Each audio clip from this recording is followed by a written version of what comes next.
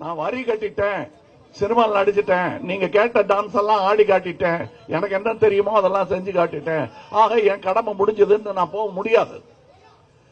ஏனென்றால் நீங்கள் கொடுத்த அன்பு இன்னும் அப்படியே பாக்கி இருக்கு. அதுக்கு வட்டி கூட கொடுக்கல நான். அதற்காகத்தான் நான் அரசியலில் வந்தேன். ஏன் முழு நேர அரசியலில் வரவில்லை என்று கேட்பவர்களுக்கு ஒன்று சொல்லுகிறேன். இந்த நிஜத்தை நீங்கள் புரிந்து கொள்ளுங்கள். இங்கே நடக்கும் இந்த கூட்டம், இங்கே இதற்கு பிறகு கிடைக்க போகும் சிற்றுண்டி, இந்த கொடி, இந்த மேடை எல்லாமே நான் சம்பாதிச்சு வந்த காசுல இருந்து பண்ணது. இது என்ன இவ்வளவு திமிரா பேசுறாரு? இந்த திமிரெல்லாம் எனக்கு பெரியார் கிட்ட இருந்து வந்தது. பெரியார் கிட்ட இதே மாதிரி கணக்கு கேட்ட போது, இன்னொருத்த காசை எடுத்து செலவு பண்றோம் தாண்டா கணக்கு கொடுக்கணும். அல்வா இவ்வளவு சாப்பிட்டேன், சிகரெட் இவ்வளவு பிடிச்சேங்கிற கணக்கெல்லாம் அவன் தான் கொடுக்கணும். இது ஏன் காசு அப்படின்னாரு. அதைத்தான் நான் சொல்லுகிறேன்.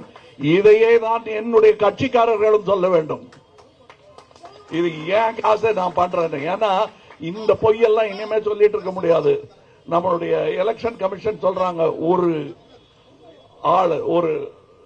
வேட்பாளர் 95 லட்சம் ரூபாய் செலவு பண்ணலாம் அப்படின்னு. எங்க சொல்லுங்க, 95 லட்சம் ரூபாய் மட்டும் செலவு பண்ணா என்ன ஆகும்? கோவை தெற்கு தான் ஆகும்.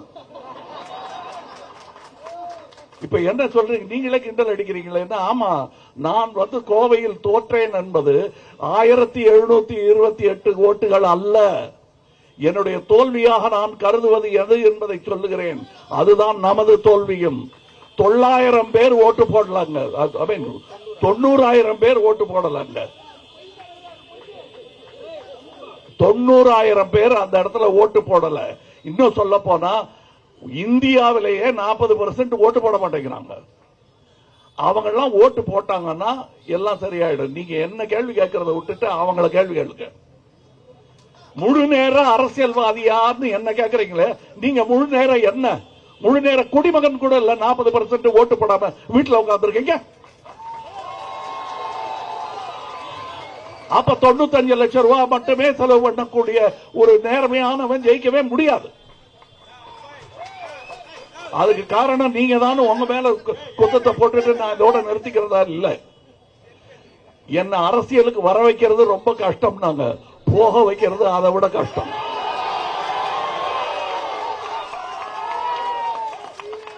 நான் சும்மா சொல்லல. எஞ்சிய வாழ்நாள்ங்கிறது கொஞ்சம் தானே இருக்கு, கொடுத்துட்டு போவேன். எங்க நீங்க கொடுக்க அப்பா? எஞ்சிய வாழ்நாள் என்பதை கொடுப்பதற்கான அன்பை நீங்க முன்னாடி அட்வான்ஸா அச்சாரமா எனக்கு கொடுத்துட்டீங்க. இனி எனது எல்லாம் உங்களதுதான். அப்படிப்பட்ட ஆளை நீங்க தூக்கி பிடித்து ஆக வேண்டும். அதற்கு வீட்டில் உட்கார்ந்து இருக்கீங்களே, அவங்க எல்லாம் கொஞ்சம் வெளியே வாங்க. வெளியே வந்தீங்கன்னா இவ்வளவு செலவு பண்ண வேணாம். என்கிட்ட செலவு பண்றதுக்கு நீங்க எவ்வளவு கோடி கொடுக்கறீங்களோ அந்த கோடி தானே என்கிட்ட இருக்கும். உங்ககிட்ட இருந்து திருடினாதான் 1000 கோடி எல்லாம் கிடைக்கும். நான் அதுக்கு வரல. ஆனால் ஒன்று சொல்வேன், என்னுடைய அரசியல் பயணம் என்பது ஆரம்பித்து விட்டது. அதுல எந்த மாற்றமும் கிடையாது. இது தொடர்ந்து அழுத்தமாக நடைபோட்டுக் கொண்டே இருப்பேன். இந்த அரசியல் வேறு. நீங்க எங்களுக்கு சைட்ல இருந்து பிரஷர் வருது, பியர் பிரஷர் என்று ஆங்கிலத்தில் சொல்வார்கள். எங்க சக அரசியல்வாதிகள் எல்லாம் கேட்கிற கேள்விகளுக்கு எங்க பதில் சொல்ல முடியல. நான் சொல்றேன், நீங்கள் சக அரசியல்வாதி என்று நினைப்பவர்கள் அரசியல் சம்பந்தப்பட்டவர்களே அல்ல, வியாபாரிகள் அவர்கள். அவங்கள பார்த்து ஆசைப்படாதீங்க. நீங்க இது வேறு அரசியல். இந்த அரசியல்ல கொடுத்தா என்ன கிடைக்குங்கிற வியாபார வர்த்தகம் கிடையாது. ஏற்கனவே பெற்றுவிட்டேன், பெற்றதற்கான வட்டியை நான் செலுத்துகிறேன் என்று நினைத்தால்தான் இந்த இடத்துல அரசியலுக்கு வர முடியும். அப்படின்னா இதுல ஒன்னும் தேராதா? தேரும். நாளைய சமுதாயத்துக்கு தேரும். உனக்கு வேணும்னு வந்தேன்னா உனக்கு அவங்களுக்கு வித்தியாசம் கிடையாது. ஆக இந்த கொள்ளை கூட்டத்தில் நாமளும் தீவெட்டி பிடிச்சிட்டு போறதுக்கு ஆசைப்படாதீங்க. இதை மாற்றுவதற்காக வந்தவர்கள் நாம். கஷ்டமான வேலை தான். இதில் அவமானங்கள் நிறைய படத்தான் வேண்டி வரும். இன்றைக்கு முக்கியமாக தேசத்தின் குடி உரிமைங்கிற விஷயமே ஆட்டம் கண்டிருக்கும் பொழுது கட்சி வரைகோடுகள் இவையெல்லாம் இரண்டாம் பட்சம், தேசம்தான் முதல். ஒரு ஆர்டர்ல பார்த்தோம்னா எது முதல்ல, எது ரெண்டாவது, எது மூணாவதுன்னு பார்த்தோம்னா முதல்ல தேசம், பிற்பாடு என் தமிழ்நாடு, பிற்பாடு தான் மொழி. நம்ம இதுல கன்ஃபியூஸ் ஆயிட்டோம்னா மொழியை பேசிட்டு இருந்தோம்னா அதை காட்டி அல்வா கொடுக்கிற மாதிரி அதை காட்டி பாக்கி ரெண்டையும் கழிச்சிருவாங்க. இன்னைக்கு விவசாயிகளுக்கு தமிழகம் செய்திருக்கக்கூடிய விஷயத்தில் ஒரு 10% கூட அந்த ஒன்றியம் செய்யவில்லை. இன்னும் சொல்ல போனா அவங்க வரும்போது ஒரு எப்படி நாட்டை படையெடுக்க வரும் எதிரி படைக்கு என்னென்ன வரவேற்பு உண்டோ அத்தனையும் அங்கே விவசாயிகளுக்கு கிடைத்துக் கொண்டிருக்கிறது. டெல்லியில் ஆணி படுக்கை போட்டு வச்சிருக்காங்க அவங்க வந்த படுக்கிறதுக்கு, நடக்கிறதுக்கு. அதே நேரத்தில் இங்கே நாம் விவசாயிகளை மதித்துக் கொண்டிருக்கிறோம். இந்த வித்தியாசம் தெள்ள தெளிவாக அண்ணா காலத்திலிருந்து தெரிந்து கொண்டே இருக்கிறது. அண்ணா அவர்கள் சொன்னார்கள், நாங்கள் எங்கள் கோரிக்கையை பின்வாங்குகிறோம், ஆனால் அதற்கான காரணம் இன்னும் அப்படியே இருக்கிறது என்று. அவர் சொன்ன அந்த காரணம் இன்னும் அப்படியே இருக்கிறது.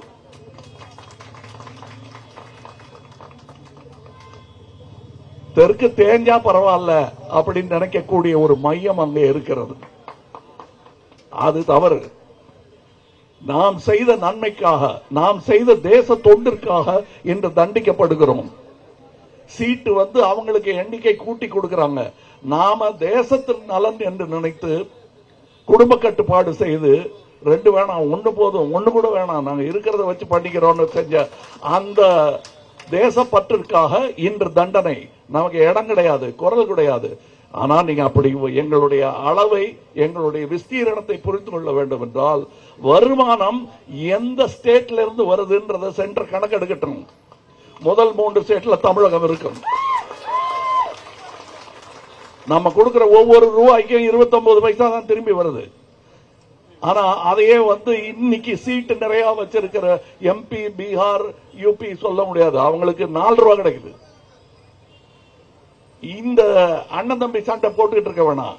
அங்க பீகார்ல இருக்கிறவனும் என் தம்பி தான், நல்லா இருக்கட்டும். ஆனா என் சிற்றுண்டி தான் அவனுக்கு ஸ்நாக்னு இருக்கக்கூடாது.